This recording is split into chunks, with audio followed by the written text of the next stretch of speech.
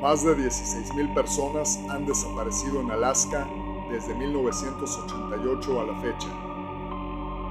En un punto del mapa situado en el extremo norte del continente, existe un lugar al que se le denomina el Triángulo de Alaska. Es un área que conecta a las ciudades de Juneau, Barrow y Anchorage.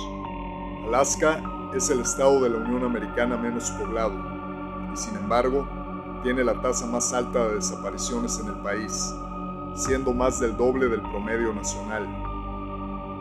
Existen toda clase de teorías en relación al inusual y creciente número de personas desaparecidas, desde que el aire es inusualmente pesado y factores meteorológicos poco comunes, hasta las teorías que desafían totalmente nuestra realidad. ¿A qué se debe que miles de personas hayan desaparecido en condiciones por demás extrañas? Anualmente, alrededor de 3,000 personas desaparecen en la península de Alaska, una cifra que llama la atención, más si tenemos en cuenta que en el estado viven poco más de 730,000 habitantes. En muchos de los casos, estas personas son encontradas con vida o se recuperan los cuerpos. En otros, las condiciones propias del terreno, rodeado por bosques, ríos con grandes caudales, glaciares y condiciones meteorológicas extremas, complican las labores de búsqueda y rescate. En el territorio de Alaska, casi todos sus habitantes conocen a alguien que desapareció sin dejar huella. El interés por investigar lo que ocurre en el Triángulo de Alaska se remonta a 1972, cuando una aeronave en la que viajaba el líder de la Cámara de Representantes de los Estados Unidos, Hale Boggs, simplemente desapareció sin dejar rastro. El hecho ocurrió en algún punto entre las ciudades de Juneau y Anchorage. Lo sucedido hizo que se llevara a cabo una de las misiones de búsqueda y rescate más grande en la historia de los Estados Unidos. Durante más de un mes, 50 aeronaves civiles y 40 de la Fuerza Aérea recorrieron un área de búsqueda de 82,000 kilómetros cuadrados, pero no lograron encontrar ni un solo rastro de la aeronave.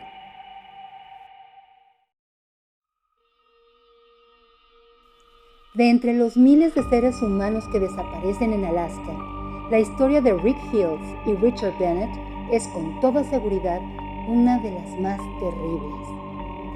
En enero de 2005, el periodista Alex Tyson viajó a Alaska para realizar una investigación en torno al fenómeno de las desapariciones de personas en condiciones extrañas, cuando se encontró con una historia que haría que muchos se cuestionen la realidad.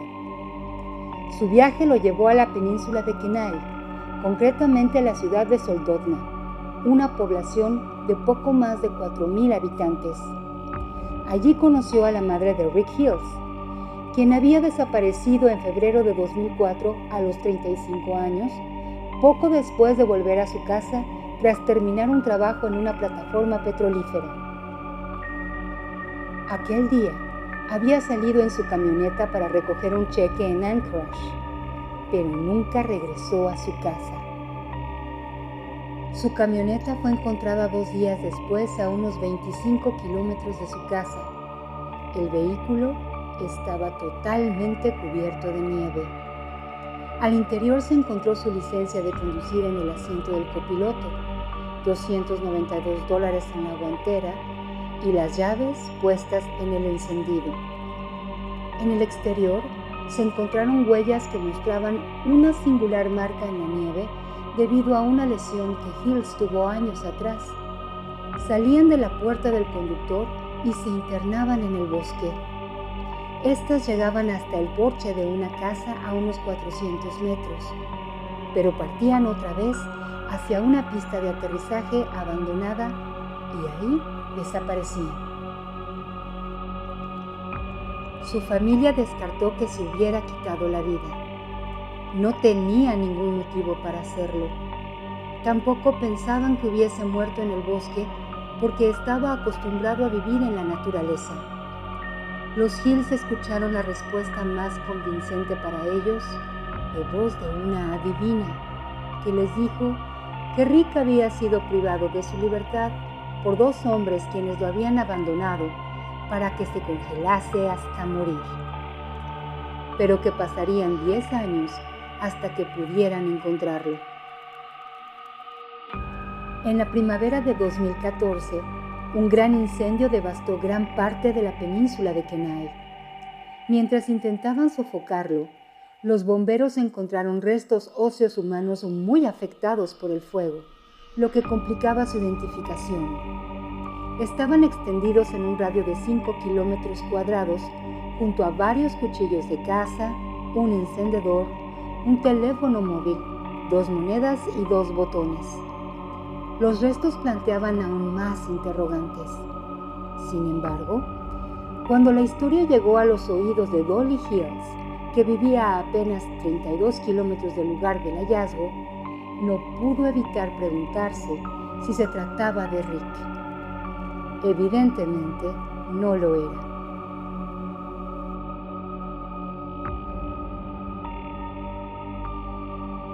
En el año 2005, Richard Bennett desapareció en la península de Kenai. Con 39 años, era un hombre amable pero de pocas palabras, que disfrutaba pasando tiempo en el bosque, ya que su padre le había enseñado a cazar y pescar a una temprana edad. Cuando desapareció, vivía en una casa camper en Sterling. Un cierto día de agosto, después de algún tiempo sin saber de él, Leon, su padre, y su tía Jane decidieron pasar a visitarlo. No parecía haber señales de Richard en el camper. Sin embargo, encontraron algo que los haría preocuparse. Sus pertenencias habían sido trasladadas a una cabaña y varias cajas habían sido etiquetadas con nombres de amigos y familiares. Estas contenían objetos que les podían resultar útiles a dichas personas, como si Richard estuviese repartiendo su herencia. Sin embargo, su familia no creía que Richard se hubiera quitado la vida. Tras recabar información de los vecinos, los Bennett decidieron investigar en los bosques aledaños. Tardaron alrededor de 4 horas en encontrar un esqueleto humano sin el cráneo, a unos 250 metros del tráiler. Llevaba puestos unos pantalones de mezclilla y una sudadera azul. El tamaño parecía ser el de Bennett.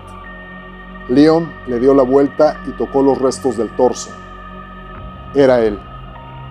Ya que el laboratorio en Texas, encargado de hacer las pruebas de ADN, no podía tener los resultados antes de 18 meses, los investigadores decidieron usar otra vía para identificar el cadáver y no alargar más la agonía de la familia. La pierna derecha del esqueleto mostraba una lesión. Richard se había fracturado la extremidad en un accidente de motocicleta en 1980.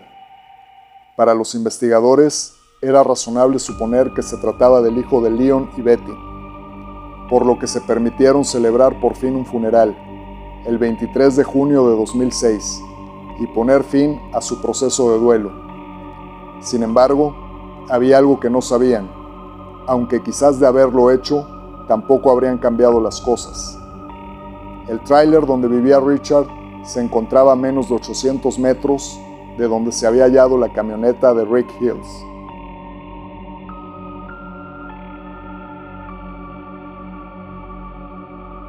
Fue la teniente Kat Shuey, una veterana policía de la Oficina de Investigación de Alaska, la que dio con la clave del enigma. Después del hallazgo de la primavera de 2014, Shuey solicitó una lista de los desaparecidos en dicha zona, en la que aparecían Rick Hills y Richard Bennett. Sin embargo, había algo extraño. Bennett había sido enterrado, pero aún aparecía en la categoría de desaparecido en los archivos de la policía.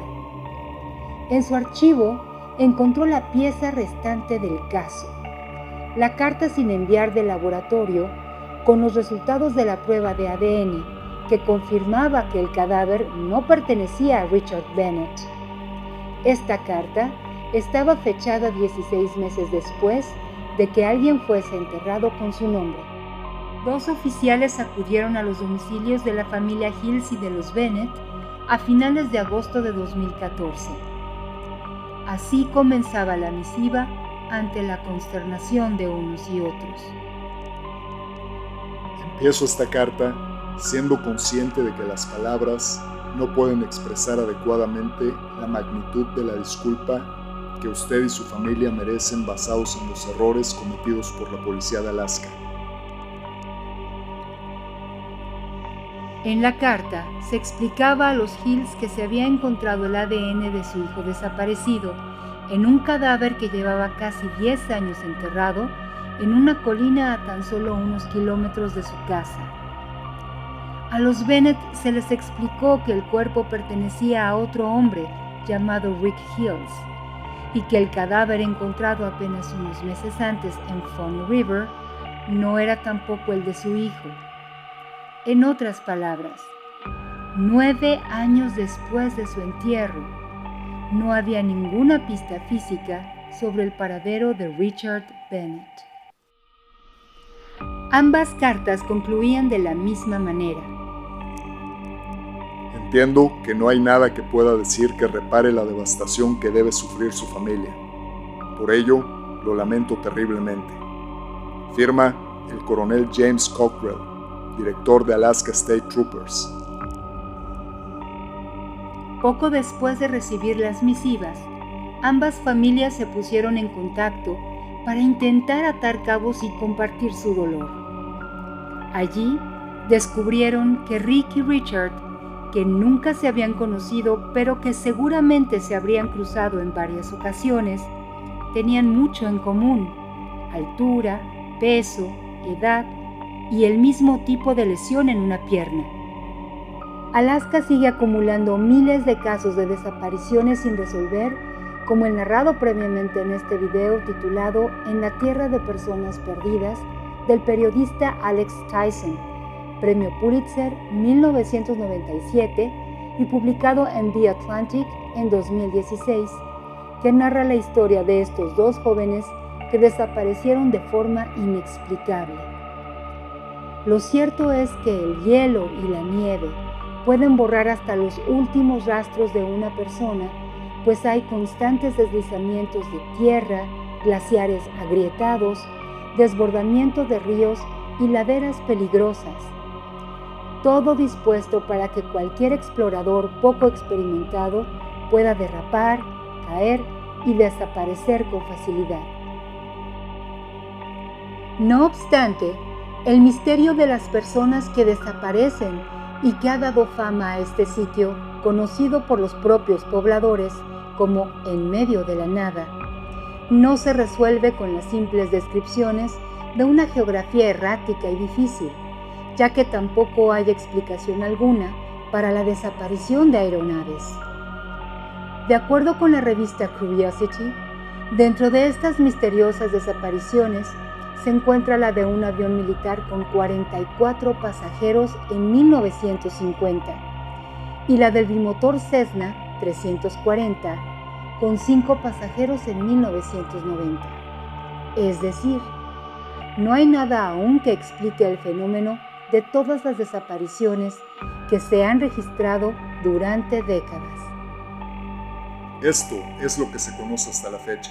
Sin embargo, ¿tú qué crees que sucede en esa zona de Alaska? Comparte con nosotros tus comentarios. Yo soy Claudia y te agradezco por haber visto este video hasta el final y darle me gusta. Yo soy Luis y te agradezco de antemano por suscribirte a nuestro canal si aún no lo has hecho. Y activa las notificaciones. Nos ayuda mucho para seguir creciendo. Y por favor, sigue nuestra página en Facebook.